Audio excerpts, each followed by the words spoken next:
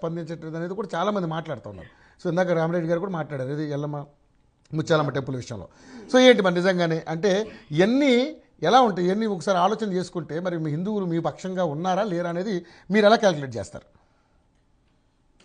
Sir ఇప్పుడు అన్నారు మాట్లాడుకుంటూ హస్తం గుర్తు ఏందో ముస్లిం దాంట్లోకి వెళ్ళి వచ్చింది హిందూయిజం గురించి. సరే ఓకే అంటే అన్నారు మాట్లాడినప్పుడు ఏంటంటే అన్నారు బీజేపీ పార్టీ నాయకుడే లేదా కార్యకర్త కన్నా ఆర్ఎస్ఎస్ భావజాలంతో ఉన్నట్టు ఎక్కువ నాకు అర్థం. ఆర్ఎస్ఎస్ ఏంటి బీజేపీ రెండు ఒకటేగా కానీ ఒకటి కాకపోయినా ఆ భావాజాలాన్ని వ్యాప్తింపజేస్తున్నారు. ఆ భావాజాలాన్ని వ్యాప్తింపజేస్తున్నారు. బీజేపీ ఆర్ఎస్ఎస్ రెండు ఒకటి అన్నారు కదా. బీజేపీ పార్టీ అనేది ఏం తెలుసా, బీఆర్ఎస్ లో కానీ కాంగ్రెస్ లో కానీ యోజన విభాగము, విద్యార్థి విభాగము, కార్మిక విభాగం అని ఉంటుంది కదా. అట్లా ఆర్ఎస్ఎస్ లో బీజేపీ అనేది ఒక విభాగం మాత్రం, front line. Okay, only frontal organization. అదేం పెద్ద ఇంపార్టెంట్ ఏం కాదు. వీళ్ళ పార్టీ పేరు ఏంటి అంటే ఆర్ఎస్ఎస్ పార్టీ. ఇందులో బీజేపీ అనేది ఒక ఫ్రంటల్ ఆర్గనైజేషన్. ఈ రోజు వీళ్ళు ఇంతనం దించుకుంటున్నారు కదా, మా రాష్ట్ర అధ్యక్షుడు బీజేపీ, మా రాష్ట్ర అధ్యక్షుడు బీజేపీ అని. ఈ రాష్ట్ర అధ్యక్షుడు బీజేపీ, మా యూత్ కాంగ్రెస్ ఎన్ఎస్వి అధ్యక్షులు లేదా బీఆర్ఎస్ పార్టీలో ఉన్నటువంటి విద్యార్థి నాయకులు యువజన విభాగం అధ్యక్షులు, ఈ రెండు ఒకటే. మేము 20 ఏళ్ళకి అధ్యక్షుని చేస్తాము, వాళ్ళు 60 ఏళ్ళకి అధ్యక్షుని చేస్తారు. దీన్ని బట్టి ఎవరి పార్టీ విధానాలు మాట్లాడే రెడ్డి గారు ఒకటి మీరు మీరు మీరు రాసుకోండి, వీళ్ళు మాట్లాడారు. ఎందుకంటే ఎవరు మాట్లాడలేదు, మీరు మాట్లాడినప్పుడు మీరు కూడా మాట్లాడారు అసలు. ఎందుకంటే ప్రతి 10 నిమిషాలకు ఒకరికి ఇస్తున్నాను. నెక్స్ట్ ఇది 10 నిమిషాలు అయిపోయిన తర్వాత మన శ్రీనివాస్ గారు మాట్లాడతారు. తర్వాత మీరు ఏమైనా ఇంటరప్ట్ చేసుకోండి తర్వాత. చర్చను గౌరవించాలి సార్. ఒకవేళ ఇంటరప్షన్ అంటే మటుకు ఇక మళ్ళీ ఇంకా అన్నారు ఏం సబ్జెక్ట్ ఏం చెప్పారు నా ముందర, కాబట్టి చర్చను గౌరవించాలని నేను కోరుకుంటున్నాను. అయితే విషయం ఏంటంటే ఇక్కడ బీఆర్ఎస్ పార్టీ కానీ కాంగ్రెస్ పార్టీ కానీ 20 ఏళ్ళకి ఇచ్చే అవకాశాన్ని వాళ్ళు 60 ఏళ్ళకి ఇస్తారు. కాబట్టి ఈ రాష్ట్రంలోనే కాదు దేశంలో ఉన్న ప్రజలు యువత కూడా అర్థం చేసుకోవాల్సింది ఏంటి అంటే ఇంతకన్నా మోసం చేస్తుంటే కూడా అంటే ఇంత అబద్ధాన్ని ఇంత అందంగా ఇంత ముసుకేసి చెప్పొచ్చు అని బీజేపీ పార్టీ కన్నా అందంగా ఎవరు చెప్పలేరు. ఇదే సార్ ఇప్పుడు బీజేపీ మా పార్టీ అంటారు, బీజేపీ పార్టీ కాదు sir. BJP is an frontal organization అంతే. కాబట్టి ఒక ఫ్రంటల్ ఆర్గనైజేషన్ ని పార్టీ అని చెప్పి మోసం చేస్తున్నారు కదా. ఇంతకన్నా మోసం ఏముండదు దేశంలో. రాజకీయాల్లో సహజంగా ఇంతో గంతో ఒకటో రెండో అంటే 1% ఒకరు 1% చేస్తారు, ఒకరు 90% చేస్తారు, ఒకరు 2%, 3%. అంటే వారికి ఉన్న ప్రజల పైన మంచి చేయాలన్నటువంటి ఆలోచనతో అది ముడిపడి ఉంటుంది. కానీ ప్రతి ఒక్కరు జీవితంలో మనుషులు ఎవరో ఒకరు ఎక్కడో చోట 1% మోసం అనేది ఉంటుంది. కానీ ఇట్లా 100% మోసం అనేది ఏ పార్టీలో ఉండదు, ఒక భారతీయ జనతా పార్టీ అని మోసం చేస్తున్నటువంటి ఆ ఫ్రంటల్ ఆర్గనైజేషన్ లో మాత్రమే ఉంటది.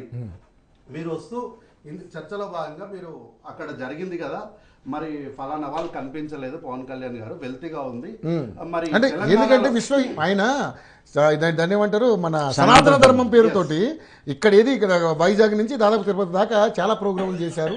సో ఆయన కనిపించలేదు అనేది నేను కాదు మాట్లాడేది, చాలా మంది మాట్లాడారు. మామూలుగా అది చర్చ జరుగుతుంది, వెల్తీగా ఉంది అని. తర్వాత ఇక్కడ తెలంగాణలో బీజేపీ పరిస్థితి ఏంది అని అంటున్నారు సార్. తెలంగాణలో బీజేపీ పార్టీ తలకిందులు తపస్సు చేసిన ఈ రాష్ట్రంలో బీజేపీ పార్టీ అధికారం వైపు అడుగులేస్తుంది అనేది కూడా భ్రమ అంతే.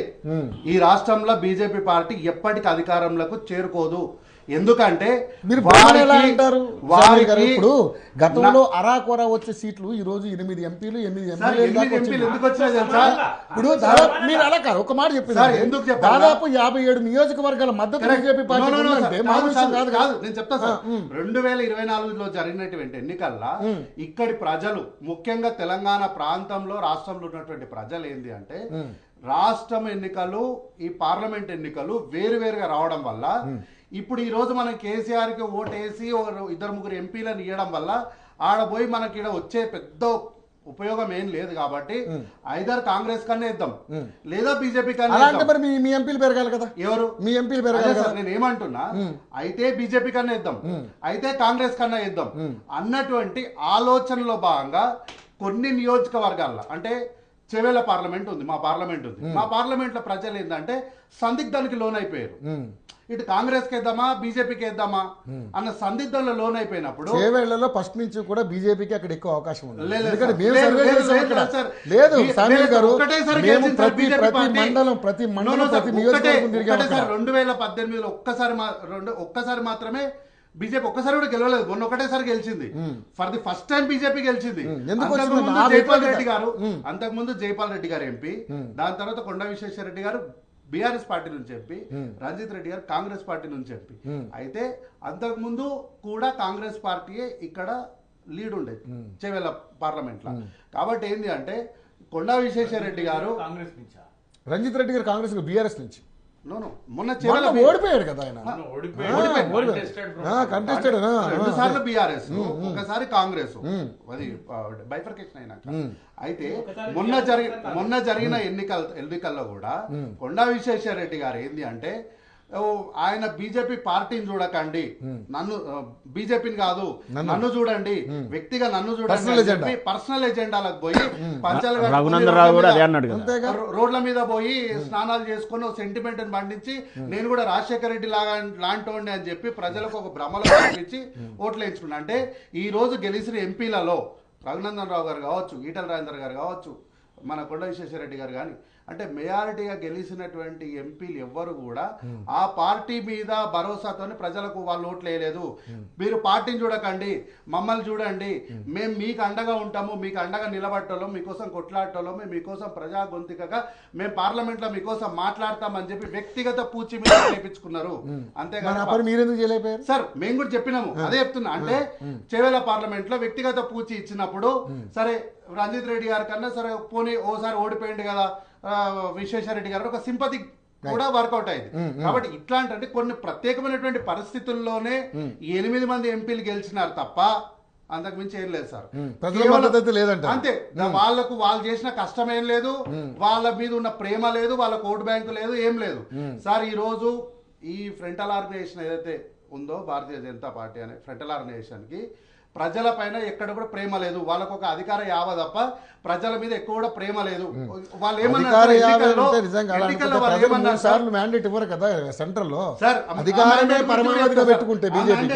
అదే ప్రధానమైన పాయింట్, మ్యాండేట్ అది కూడా చెప్తా. అయితే వీళ్ళు ఈ రోజు ఉండి మేము ప్రజలతోని చాలా మమేకమై పనిచేస్తున్నాము, మా కోర్టు షేర్ పెరుగుతుంది అన్నారు కదా. వీరు ఎన్నికల సమయంలో వీళ్ళ సీఎం అభ్యర్థి ఎవరు సార్? బీసీ క్యాండిడేటే కదా. ఈ రోజు ఆ బీసీ క్యాండిడేట్ కి ఒక చిన్న అధ్యక్ష పార్టీ, ఈ ఫ్రంటల్ ఆర్గనైజేషన్ కి అధ్యక్ష పదవి ఇవ్వడానికి ధైర్యం చేయని వాళ్ళు ముఖ్యమంత్రిని బీసీ ఏంటంటే ఇప్పుడు పార్టీని బలోపేతం చేసుకుని ముందుకు నడిపించాలని అంటే వాళ్ళు ఏంటి సార్? అంటే వాళ్ళు ఏంది సార్? వాళ్ళు ఏంది సార్ అంటే బీసీలలో సమర్థమైనటువంటి నాయకత్వం లేదు అని వాళ్ళు చెప్పకుండా చెప్తున్నారు. దత్తాత్రేయ గారు బీసీనే కదా సార్. దత్తాత్రేయ గారు అప్పుడు వారికి అవకాశం ఎట్లొచ్చిందంటే ఎవరు లేనప్పుడు అక్కమోడే దిక్కన్నట్టు వారేదో అప్పుడు పాత కాలంలో గతంలో వారు ఎంపీగా పనిచేసినారు కాబట్టి అప్పుడు ఎవ్వరు ఇక్కడ లేరు కాబట్టి టీడీపీ పార్టీతో అలయన్స్ లో ఉంది కాబట్టి అలయన్స్ లో భాగంగా మంత్రి పదవి ఇవ్వాలి కాబట్టి వారికి వచ్చింది మంత్రి పదవి. అయితే ఇంతకుముందు వీరు అన్నగారు మాట్లాడుకుంటూ కాంగ్రెస్ పార్టీ గెలవడానికి ఆయన ఎవరో వచ్చి కిరాయికి వచ్చి పనిచేశారు. ఆయా ప్రశాంత్ కిషోర్ లాంటి కిరాయి వ్యక్తుల్ని రాజకీయాల్ని భ్రష్టు పట్టించింది మీరే సార్. 2019, 2014 ఎన్నికలకి ఆ ప్రశాంత్ కిషోర్ గారు మీకే పనిచేసే అబద్ధాలని మొత్తం ప్రచారం చేసింది మీరే. రాష్ట్రంలో దేశంలో జరిగినటువంటి కొనుగోలు గారు కూడా ఆయన జూనియర్ అంతే కదా మా దగ్గర సునీల్ కనుగోలు పొలిటికల్ అనలిస్ట్ గా ఏం వర్క్ చేయలేదు సార్. ఓన్లీ క్యాంపెయిన్ కోసం మాత్రమే వర్క్ చేశారు. ఏదైతే గెలుపు దిశగా పనిచేశారా లేదా ఆయన చెప్తున్నాడు కదా శిష్యుడే అని. కూడా వేరు వేరు పొలిటికల్ అనలిస్ట్ సార్. నేను ఇంటరప్షన్ మాత్రం నేను మళ్ళీ వస్తాను మీ దగ్గరకు వస్తాను. ఒక్క నిమిషం సార్, శ్రీనివాస్ గారు మాట్లాడు. ఒక్కటే నిమిషం. పొలిటికల్ అనలిస్ట్ వేరు, సోషల్ మీడియాని మార్కెట్ చేయడం వేరు. పొలిటికల్ అనలిస్ట్ అంటే ఏం చేయాలి, ఏదేమైనా పార్టీని అధికారంలో తీసుకురావడం వాళ్ళ ఎజెండా. ఏదేమైనప్పటికీ కూడా దాంట్లో ఏముందండి, అట్లా ఏ ప్రయత్నాలు చేసేయండి కానీ ఇట్లాంటి వ్యక్తుల్ని ఈ దేశంలో పరిచయం చేసి ఈ దేశ రాజకీయాల్ని భ్రష్టు పట్టించడానికి మొదటి విత్తనం వేసి పురుడు పోసిందే వీళ్ళు సార్. ఎక్కడో జరిగినటువంటి కొన్ని చిన్న విషయాలను కూడా ప్రశాంత్ కిషోర్ ని ఎంటర్టైన్ చేసింది వీళ్ళు కాదు. ఫస్ట్ వైసీపీ వాళ్ళు ఎంటర్టైన్ చేశారు. ఫస్ట్ వాళ్ళే 2014 గుజరాత్, ఫస్ట్ వీళ్ళు 2014 ఆయన హైలైట్ అయ్యాడు 2004 క్షమించారు.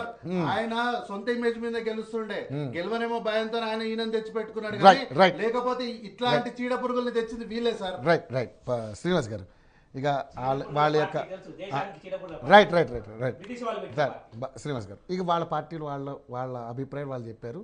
సో ఇక్కడ ఒక మెలిక ఉంది ఏంటంటే బీఆర్ఎస్ బీజేపీ ఒకటే అంటున్న ఈ తరుణంలో తెలంగాణలో తెలంగాణలో ఉన్నటువంటి హిందువుల ఓట్ల శాతం అనేది ఈరోజు ఒక ఎజెండాగా మిగిలిపోయింది. దాన్ని ఎవరికి ఉపయోగపడుతుంది? కేవలం బీజేపీ వాళ్ళే ఓన్లీ హిందువుల ఓట్ల మీద మాట్లాడుతున్నారు, హిందువుల ఓట్ షేరింగ్ గురించి మాట్లాడుతున్నారు, హిందువుల పక్షపాతంగా మాట్లాడుతున్నారు. సో అవన్నీ కూడా రేపొద్దున తెలంగాణలో వాళ్ళ అధికారం దిశగా రావడానికి ఉపయోగపడుతుంది మాట్లాడుతూ ఉన్నారు. అంటే మీరు గతంలో హిందువులతో మీరు హిందువులు ప్రేమించారు, బాగానే ఉంది, కానీ ఒక ఎంఐఎంని మీరు పక్కన పెట్టుకున్నారు కాబట్టి మీకు ఆ అప్రతిష్ట మూట కట్టుకున్నారు మీరు. సో ఏంటి ఇప్పుడు ఎలా ఉండబోతున్న పరిస్థితి ఇప్పుడు?